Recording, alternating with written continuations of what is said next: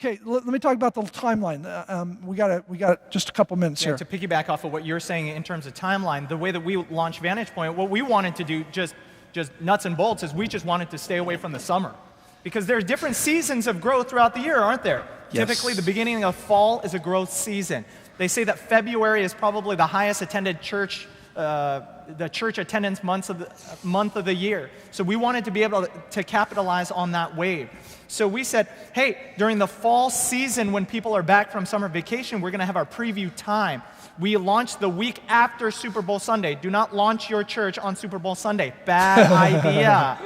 We launched our church the week after Super Bowl Sunday so that we could get that double bump from Easter a couple months after, just like Dave was saying. Now they changed the whole time change. They changed that a couple years ago. It's different. And so Matt had said earlier, he launched his church on a time change Sunday. Don't do that. I totally agree, Matt, with the exception of Easter. Easter overpowers even the time change. It's such a huge phenomena. You can get away with it on Easter. It's better if you don't have the time change on Easter, but it can happen. We just got a minute or so here. Let me kind of wrap this up and then add what you have. Where you're going to start, you got to determine. They found that movie theaters have the highest growth potential. Schools, there's a lot of good places. Go to a place that people want to come. Yeah. Go to a place where people who are your target would want to hang out or do hang out and try and start there. That's a great thing. If you're starting I helped a guy start in Las Vegas and another guy start in Phoenix. You don't want to start the church in summer in Las Vegas or in Phoenix. It's 115 degrees. So we looked at Sundays for previews and what was going on in the community. So the Las Vegas guy said, well, what about this one as your first preview? I said, what's going on in the community? He said, well, that's the NASCAR weekend. I said, well, how many people come to NASCAR? 250,000. You don't want to start on that Sunday. That's not a good Sunday if you're trying to reach the community. Now, some people come from out of town, but it's a huge deal. So you got to look at all those factors in starting. And then lastly, just the misconceptions about it. Leading with unrealistic expectations. If I don't get to 200, that's not true.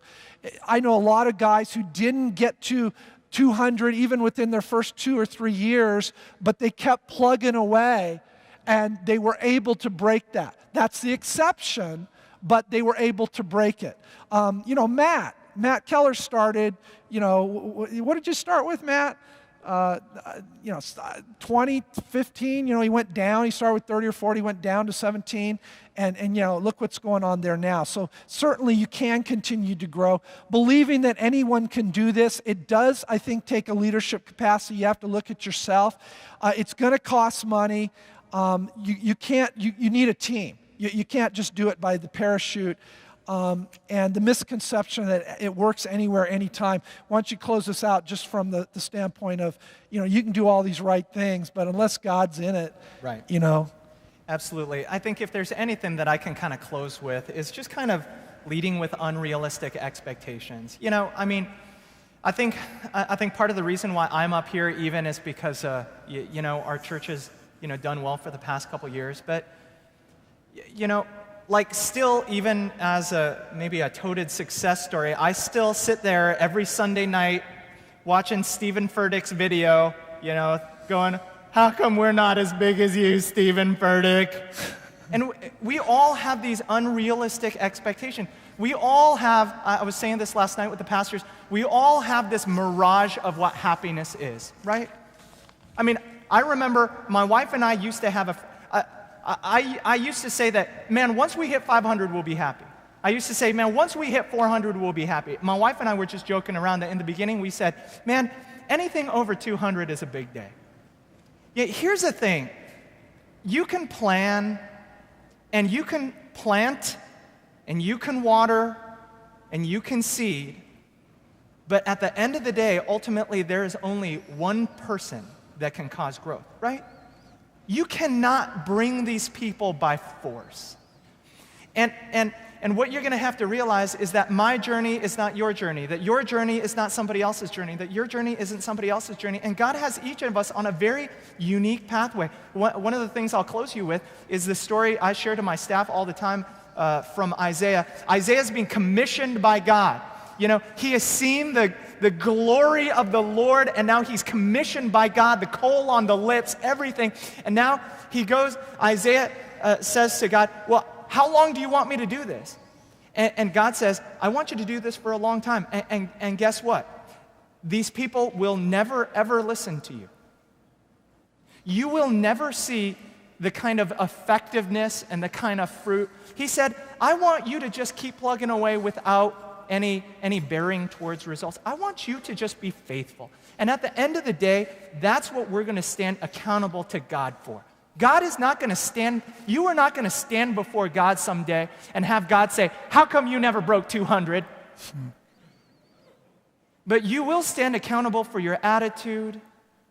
You will stand accountable for your marriage. You will stand accountable for your relationship with Him. Ultimately, at the end of the day, that's going to be the most important thing. And there is, amen, and there is that faith element that God does reward faith. And He rewards faith. He's a rewarder of faith. So we're just thankful. So thank you guys. Launch large. Go for it, all right? Yeah, let's do some questions, guys. Hang right there. You got some questions for these guys? We actually got a mic over there on the side. Paul, if you'll come in and find somebody, and I'll find somebody. Paul, you start there, and you can ask a question. Just kind of yell it out. Go ahead. No, Paul's got a it. mic. He can. Paul, just move quick. Yeah. What about the follow-up between the preview service and your launch team activity or Serve the City? How does that work as far as well, hopefully, if you have a good preview service, you've got a lot of follow-up. And that's the other thing. It's like, oh, we only got church once a month, but they don't realize you're doing all this follow-up. You're doing letters, phone calls for people who want it, more information, prayer requests, getting ready for it, contacting, signing people up for the comeback events, getting all that ready. So there's a lot of follow-up going on. The key is that you make sure you have those communication cards when you do the previews. A lot of people forget those. They get so caught up in everything, and they don't have much follow-up because they forgot to get the cards where they ask people who made decisions, want more information, stuff for their kids, and they put those in the offering usually after the sermon. So getting those connection cards and then following up on those. Okay, over here. Yes. Yeah. Can you give us a little coaching on what kind of messages are you doing in the preview services? Good. Are you doing a series of messages? Good. Yes, that's good. If I was doing 4 preview services, I would do it as normally a 4-week series. It'd be a 4-month series.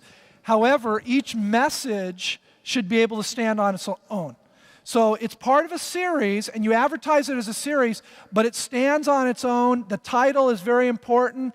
The relevancy of it is very important. And I'm going to go for something that I think is going to impact everybody, not just a few people. So I'm not going to just do a message on marriage or even parenting, because I want to reach singles too. So I might do something that deals with just common needs everybody has, overcoming fear. I got to overcome fear because I'm starting church. One message I did it on discouragement. The disciples were discouraged. I started on Easter. When Christ died, they thought it was all over, and how discouraged I was going to be if nobody showed up for the preview services. So I was kind of preaching to myself, kind of thing. But we crafted out one for Mark. Tell them what you did yours on, your first series. Yeah, Mythbusters was big back then, and so we did a series called Mythbusters. So like Dave was saying, we did a series with a bunch of standalone messages. So the first one that we did was on, on stress, because during the fall, a lot of people are experiencing stress. The second one was on doubt. The third one was on contentment. That was right around the Thanksgiving time. We did a lot of felt need type sermons kind of leading up to the grand opening, and then at the grand opening we did like a big felt need. And you guys may have sat on this Hal, but you do a regular service. You don't tell everybody we're going to start a church and you want to be a part of the church, preach that as being the message. You talk about a real message. You do worship. Absolutely. And you do what you're going to do. So when they're coming, they're not coming to a trial or something. They're coming to experience what it's going to be like. Right. Exactly. Right? Okay. Much like the sneak preview at a movie. Yeah. When you're promoting your preview services, do you promote all of the dates at one time or just each individual? Good question. And when you're promoting, let's say you're doing a direct mail out. We're not usually promoting the 4th preview in that direct mail out. We're going to go for maybe the first 2. Most guys that I coach don't have enough money resource-wise to do, if they're going to do 4 preview services, to do 4 mail outs. So they kind of structure it that way. They might hit 1 mail out that will have 2 for 2 months worth. But usually it's big caps in what that message title is. For that one, you're inviting them to a specific day and message, and then lower, here's the other dates and here's what the messages are, because that's important, because they may not be able to make that. They may be going to grandma's, they may get sick, whatever, the kids may get sick, but then they see, ooh, look at this topic next month, I really want to come to that. So we do include those on it. Yeah, we did 2 dates that were big for us. We always promoted the next preview service, and we wanted to always have the grand opening in their head. And so we would say, hey guys, we're having a service every month still. If you want to know what those services are, go on the website. Yeah, and the website's huge. Next question. Yes, I have a question for Mark. How many people do you have in your launch team? I had about 30 people. Yeah, total. 20 showed up on any given meeting, but I had about 30 people. It seems like picking the right location for these preview services it's really a guessing game. Did you guys pick a location and afterwards go, oh, this was all wrong? If that was the case, how did you go about finding that next location? Did it impact the next preview service to have a different location? Talk about that a little bit. Yeah, we don't want, when I coach guys, I tell them, wherever you have your previews, stay there. So some community colleges will say you can meet there for 3 months. So theoretically, you could have 3 previews there, and then you'd have to launch somewhere else. We say, no, don't do that. Wherever you're going to hold your previews, hold your grand opening, make sure you can be there at least about a year. You don't want to go into some place and just, do previews and then launch, and 2 or 3 months later, you're gone. You're trying to build and a place where they can come, and so there's a continuity factor that goes on there. Yeah. Do you advertise your services as preview services? Some guys do, and they use the sneak preview, and they'll do little movie clip or film stuff to make it kind of show that metaphor. We didn't call them that when we advertised it in the public. We called it that in-house to our core group, but we didn't use that. What did you use? We called them monthly services. We wanted people to know that it was different from a service, because we wanted them not to think that we had already launched and that we were meeting every week. Does that make sense? We called it a monthly service. We were very deliberate about that. Next service is this date, because, we didn't want people showing up the next week. And a better word, I think, than launch, that's an in-house word, are the 2 words grand opening.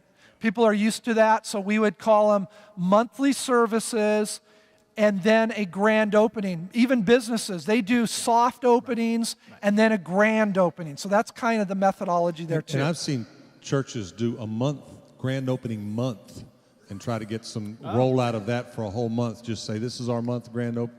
Yes, Whatever gets resonating in the I think mind. Ron did that when they got in this building. They had multiple grand openings, because not everybody can come to that one Sunday, so sometimes you spread it out. We did the same thing, Hal, with this methodology.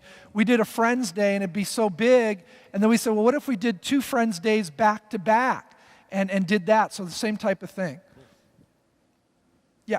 If you're starting the church in February, when do you move to the location? Like if you're going to another city. It depends how many's in your core group, but usually the core group's going to stay in a home.